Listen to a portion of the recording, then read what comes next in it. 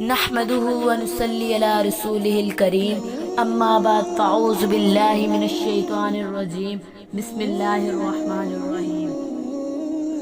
السلام علیکم ورحمۃ اللہ وبرکاتہ۔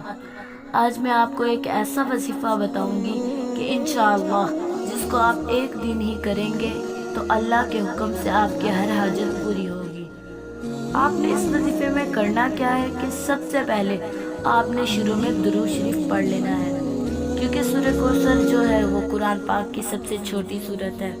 تو انشاءاللہ تعالی جو وظیفہ میں آپ کو بتا رہی ہوں اس کو آپ کسی بھی مقصد سے کر سکتے ہیں۔ آپ نے کرنا کیا ہے کہ صبح فجر کے بعد اور شام مغرب کے بعد اول و آخر 11 مرتبہ درود شریف پڑھنا ہے۔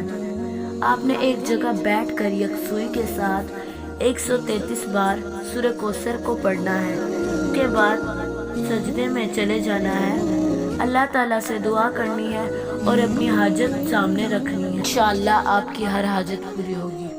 وصلی اللہ تعالی علی خیر خلقہ محمد وعلی آل اصحابہ اجمعین۔